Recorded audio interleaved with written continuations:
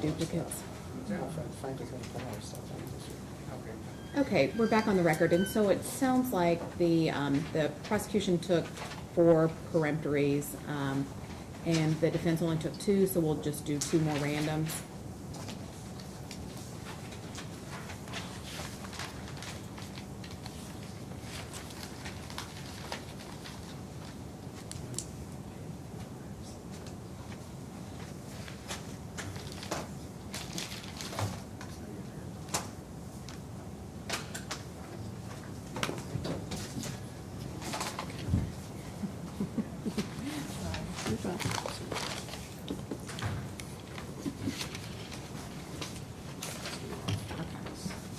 So randoms are number 10 and number 8.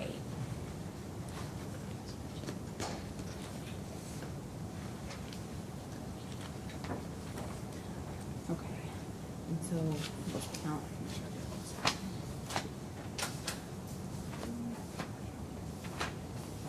Seven. Okay, so we've got our jury then. Anything else before we bring them back in? Tom, it's 5 minutes early. I don't know if you want to see if they're all out there. Y'all did well. And you could turn in your jury connection packets. I'm going to turn this back in. It wasn't that interesting of a read.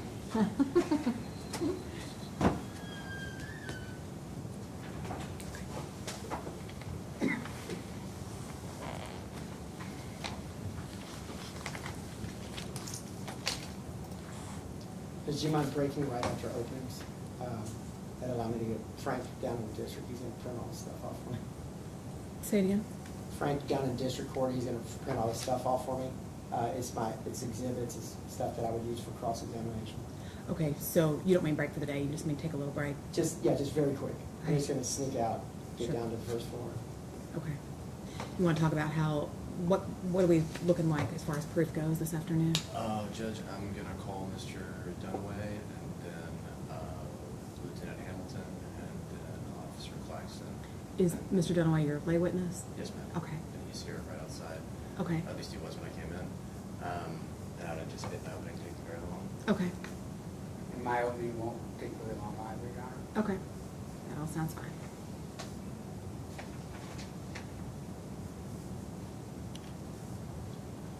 But if you have it, since we've got a few minutes, you want to email it to me right now and I can print it off? Yes, I will. Okay. Do you have much? I'm sorry? Do you have much? I may be able to print it all off now and not break. Yeah, there's 10 little, they're like 3 or 4 pages a piece. Yeah, if you want to try it right now, let's see Okay. if we can do it. I'm surfing off my phone. All rise.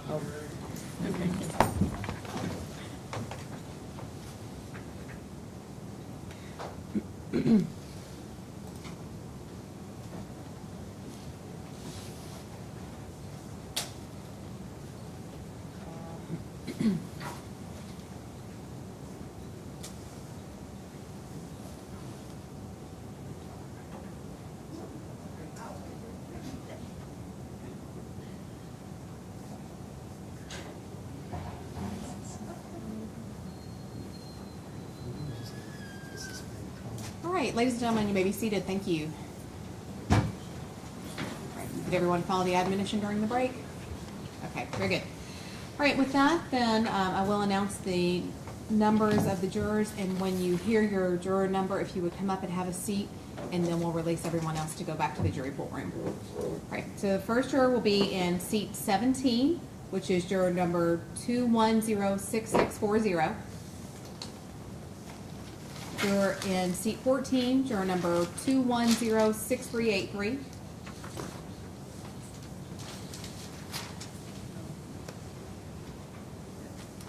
Juror in seat 16, 2106590. Juror in seat 15, 2106460. Juror in seat 11, 2106204. Juror in seat 20, 210-6774. Juror in seat 19, 210-6756.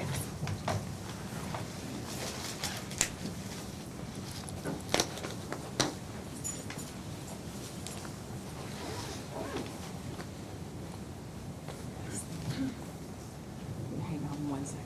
All right, and for those of you who are not selected to hear this particular case, I hope that you'll have a good experience on your jury service for the next couple of weeks, and we appreciate your time here. Y'all can go back to the jury pool room. Thank you.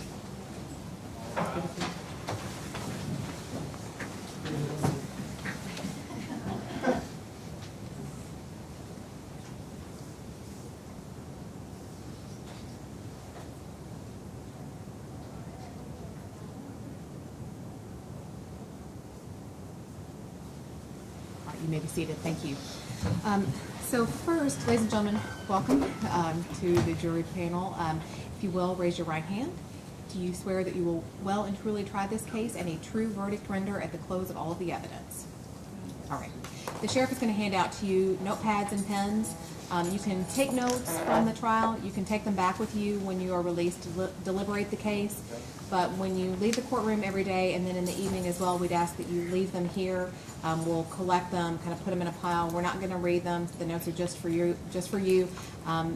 But just do leave them here in the afternoons.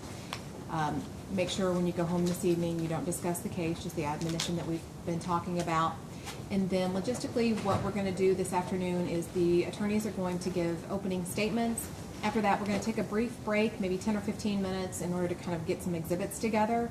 And then after that, we'll begin with the proof. And then we'll resume tomorrow once we conclude for today. So with that, I will turn it over for the opening statement for Mr. Hurd. Thank you. May it please the court. Mr. McLeod, Mr. Michaels, ladies and gentlemen of the jury. What this case is about really boils down to one thing, one moment.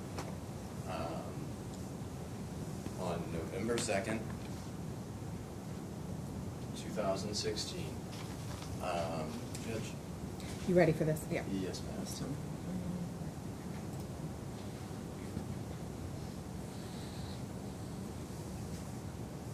What I'm waiting for is a photo of not that photo.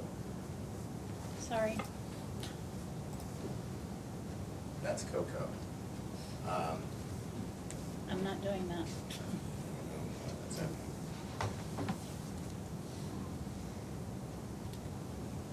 That's Coco. That dog lived about 8 miles away from here in Shively on Acacia Avenue. She was owned by a couple, Cassandra McGrath and Dante Dunaway. You're going to hear from Mr. Dunaway this afternoon.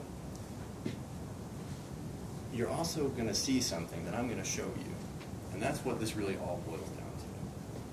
You're going to hear proof that Coco had lived next door, that she had gotten out of her yard before, and that LMAS came out, that they charged him criminally and civilly as an ordinance violation, that their dog was unrestrained. You will not once hear anything about that dog being vicious, except from the defendant. You make of that what you will. You'll see that by the time that Coco was shot, her owner had come into full compliance with everything LMAS wanted them to do to keep the dog secure. That this dog was no longer kept on a chain. This dog was in a secure pen that was approved by LMAS, and that she busted out one day. You're also going to hear that this man, the defendant, Charles Beneke, was tired of this dog getting over into the yard, and he took it upon himself. He provoked this dog over on November 2nd. This dog did not come over on its own accord. It was lured over on November 2nd by Mr. Beneke, and he shot it. And he shot it again, and he shot it again. The dog ultimately was put down humanely by a vet. He intended to kill this dog, and he left it to suffer. I think the video speaks for itself.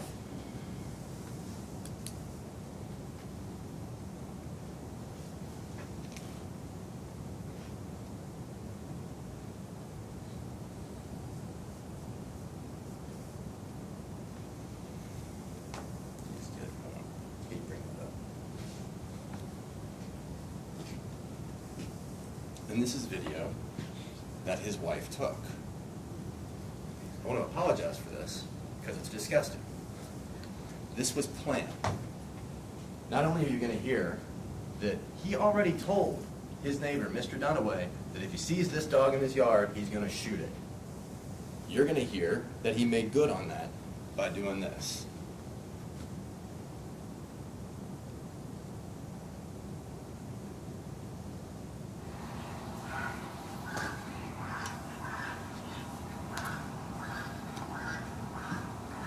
Lures the dog over with the ball. I see that.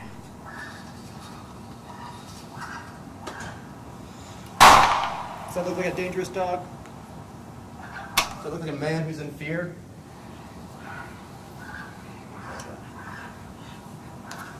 Everything comes down to this. He intended to kill that dog. He made it suffer. He ended his problem. At the end of the day, you're going to get instructions from me and counsel that are approved by the judge, and I think you're going to find him guilty of cruelty in the second degree. Thank you. Thank you.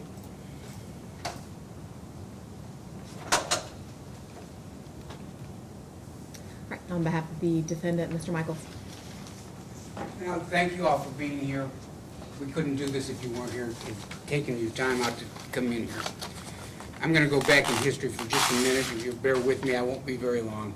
But in the summer of 1863, in a small town in Gettysburg, Pennsylvania, a battle took place. On the second day of battle, the Southern troops lined up on Seminary Ridge, and the Union troops were on Cemetery Ridge. And I'm going to use this as the battle line.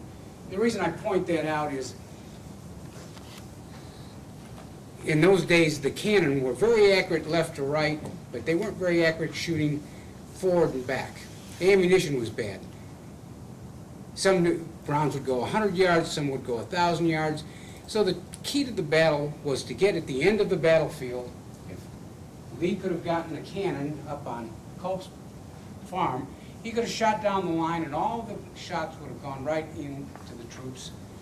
And that's exactly what we're going to try and do today.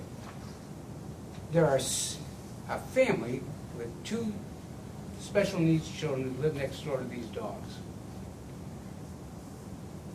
They call animal control. Not once, not twice, not 3 times, not 4 times, not 5 times. Over 6 times they call animal control because there's a problem with the dogs jumping over the fence. Mr. McLeod is going to show you where one of the dogs dragged the doghouse to the fence and jumped over the fence. We have 3 small children here, and these are very large dogs. And he's absolutely correct. It culminates with the shooting of the dog. You're going to see a number of exhibits showing these dogs, and there's no denial that he shot the dog. The statute, which the judge will give you in some detail, has an exception that you can use deadly force in the defense of yourself or another person or against an aggressive or diseased animal. These are aggressive dogs. They want you to believe that these are nice, friendly pooches. But the insurance companies have determined that pit bulls and Staffordshire Terriers are the most reported animal attack dogs in the country. They also include Doberman Pinschers, Rottweilers, Chow Chows, Great Danes, Perro de Pisas, and Akitas. This is not a Cocker Spaniel that lives next door. This is an aggressive dog. You're going to see a number of photographs where they've come over the fence. You're going to see that they tried to do the proper thing. They called animal control. Animal control did nothing. The people that own this dog have been cited for the problems. On a dangerous animal, you have to have a fence that contains the dogs. They didn't do that. This dog continually came over the fence, and this man needed to protect his family. What if that was his children playing in the backyard, kicking a ball, playing softball, or just playing tag? Those dogs would have killed those kids. Those dogs have been known, not this particular dog, but this breed of dog has been known to kill adults. I just happened to be surfing on the web and picked up one out of New York Times. A woman is killed by a Pitbull dog by the next door neighbors. If anybody ever looks at this thing, these are not friendly dogs. They're fighting dogs. That's what they were bred for, and that's what they do. There may be times that they're friendly. There may be times that they're mean. But when you live next to a dog that keeps continually jumping over the fence into your yard where you have small children, something has to be done. And that's what was done, and the statute provides for it. The judge will instruct you on that, and we're going to ask that you come back with a finding of not guilty. Thank you very much. Thank you, Mr. Michaels. All right, then we are going to take, what are we thinking, maybe a 15-minute break? And